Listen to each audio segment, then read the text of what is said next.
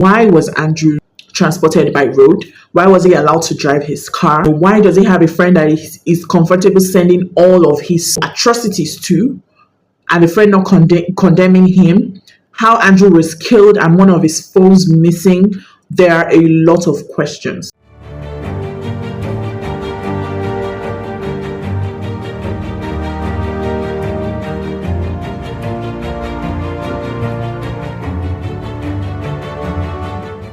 Hello guys, welcome to Buzz, where we dive deep into the juiciest celebrity gossip, stirring up the buzz and keeping you in the loop with the latest gossip from the world of fame and fortune. And my name is Miriam Abubakar. So this is the first episode that we're going to be bringing to you on BuzzBox. This is one story that I have gone over and beyond with. I literally move from one page to another of all the affected people to make sure that I get the best information and first-hand information right from the sources for you guys. So the story we're going to be talking about today is the one of Andrew Amechi. I believe almost everybody must have heard about the story, heard about how this man lures girls over to his house and then has his way with them. You know, if you're on social media, that topic has been trending for more than 2 weeks now. Today, I'm going to be diving in deep, uncovering all the conspiracy theories that are possibly there, and also what I feel about the whole situation. I'm going to be sharing all of that with you guys today. Well, how did this whole thing start?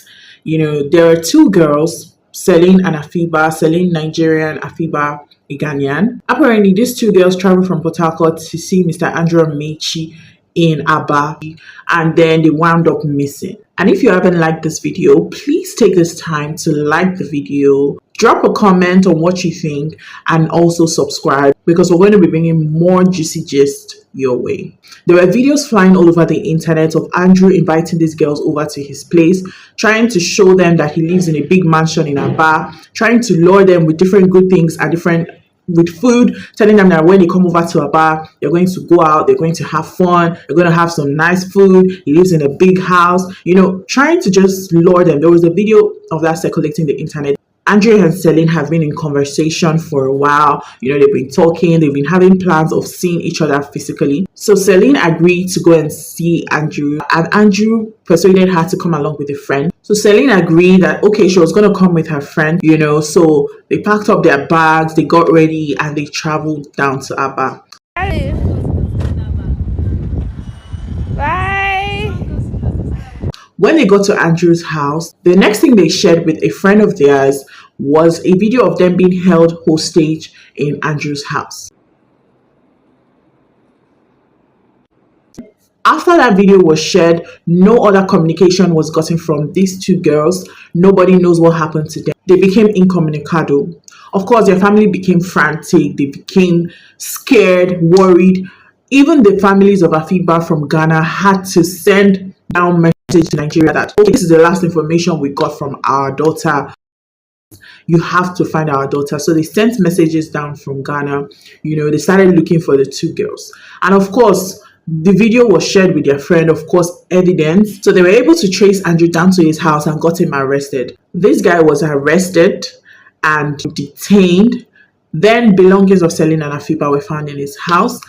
Also, there was an activist that was very involved in this case. His name is Harrison Gwamnishu. Harrison then decided that, okay, let them go and search around this guy's house, you know, since they can't find Celine and Afiba in his house, they can't find anything. So let him go to the surroundings of his house, you know, check the bushes, you know, check just to see if they can find anything, you know, that would be like an evidence.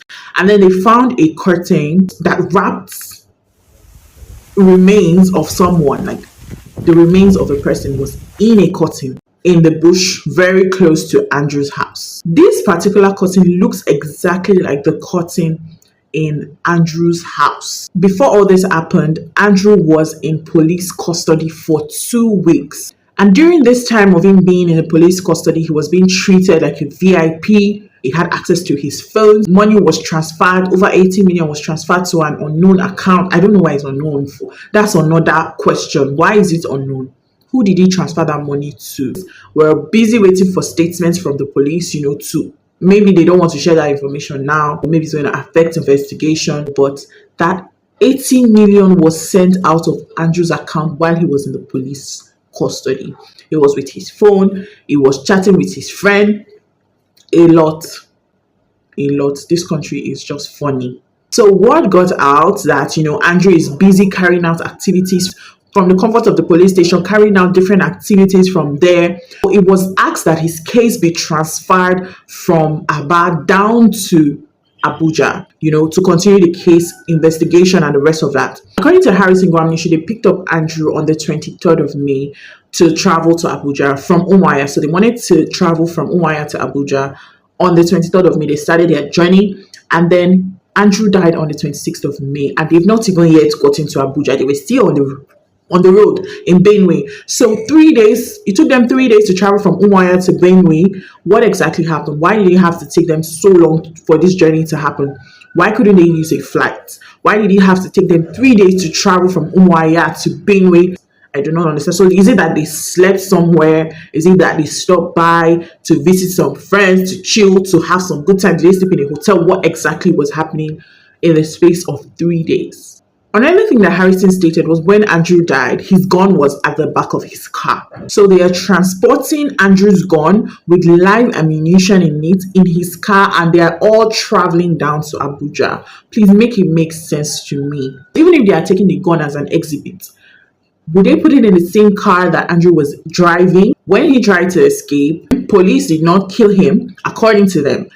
The vigilante around that area shot at him and killed him. So Andrew Amechi is dead. There are video evidences online to prove that he's actually dead.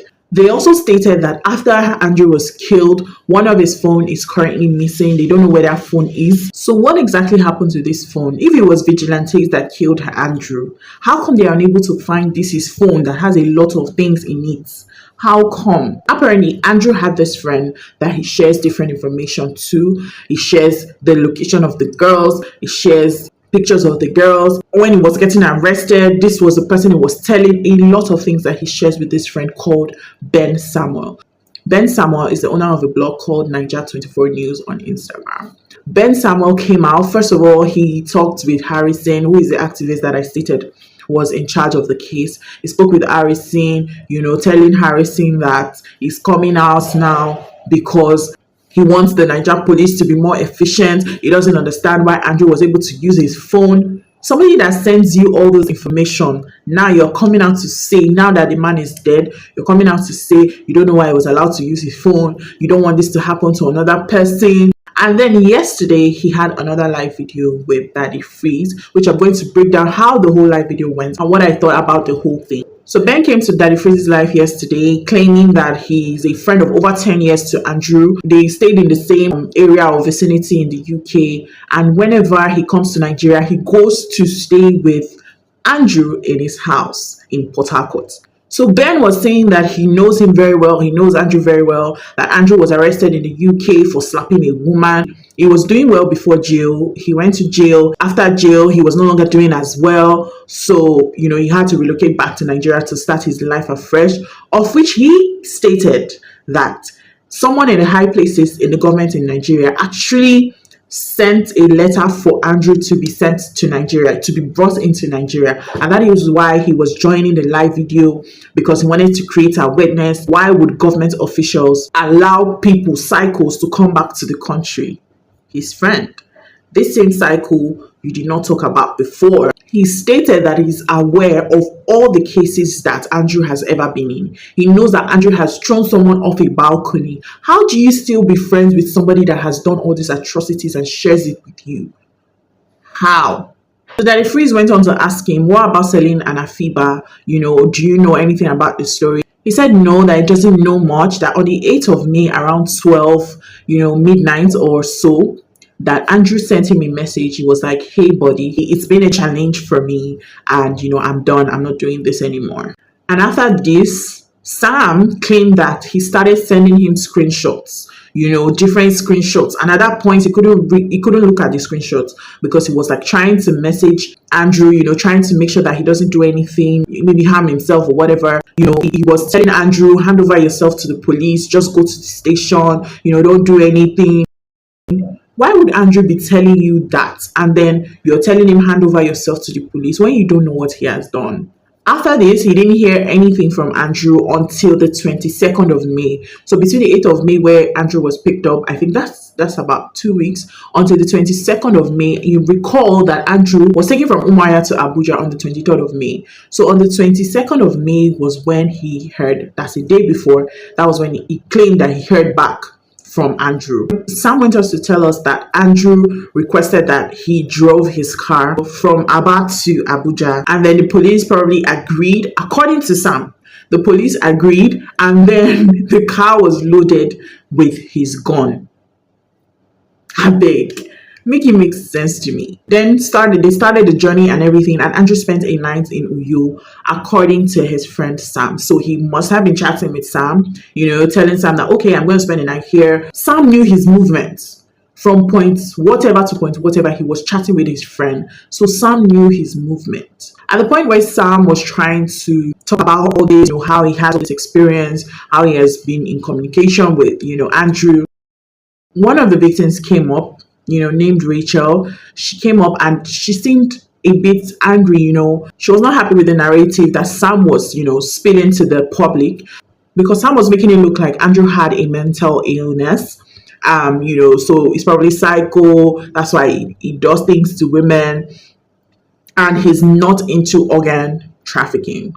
His friend chats him up, sends him a lot of details, send him about what he's doing, but he's not into organ trafficking. He has a problem, and that's why his friend is sharing all those details with him. Rachel came up, she was not having it. When she came up, she was like, no. When she was being captured, Andrew was taking pictures of her and sending to someone, and she believes it to be Sam. Sam, is it you that, Andrew sends videos of me? When he does things to her, he would then snap pictures of her and then send it to someone. She also said that she doesn't believe that Andrew is not into organ trafficking, because when she was captured, Andrew told her that he was going to remove her organs, being her liver and her kidney, and, behead her and make it look as if it was ritual. Also replying her chats, withdrawing her money from her account, sending messages. If he's a psycho, why would he be withdrawing money from your account? Psychos don't do that. And psychos don't think to do that. His own is to have fun and leave. So the girl was like, he said all of this. He was going to harvest my organs and then sell it, and also behead me and make it look like ritual. He started chatting, making it look as if the girl is into hookup, and she requested some certain amount of money before coming to see him. She stated that she and Andrew has been friends. He gives her a lot of advice. He's very nice. On phone, he looks like a nice person, a good person. And then he invited her over, that he was having a birthday party for his mom. So she decided to, honor the visit. He even claimed that he doesn't live in Nigeria. He was in Nigeria for his mom's birthday, and that, okay, she should come over. So she did. He sent her money for transportation, and then she traveled. I think she said he sent her 50K or so. And then she traveled over to see him. So there was a hotel he took her to at first, and then he was like, okay, please, can you escort me to go and get a present for my mom?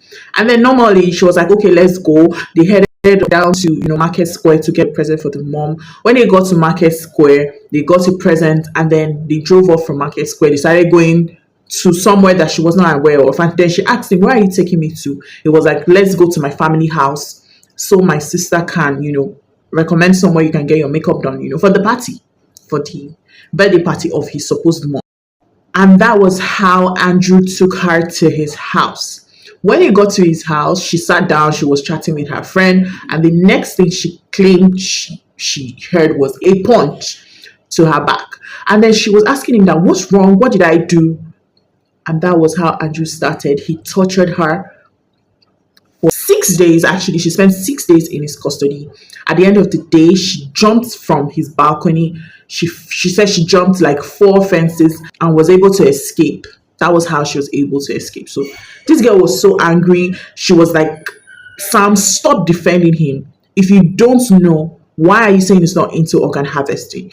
Why are you saying he's not into organ trafficking? Stop defending him. I saw him. He told me this. I was with him for 6 days. I know him so much. When she escaped, she tried to talk to the police, and then they asked her to bring some certain amount, before they can even investigate the case. And it just gets me wondering, what kind of country do we live in? Because Andrew had told her that he has a blogger friend that he would send videos to and, disgrace her and her family. So I think sometimes during the course of the whole torture and everything he does, he takes videos, probably to shut up victims that maybe escape.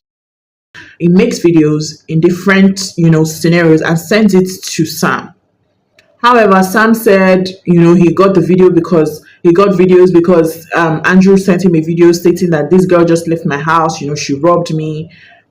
There's just a lot of bullshit to this story. This lady made a lot of other allegations, trying to point fingers at Sam. And Sam was now like, if I was involved, do you think I will come out to speak? Do you think I will bring myself out? Okay, I think for this question, that is not enough reason, because this is your friend. You claimed this is your friend.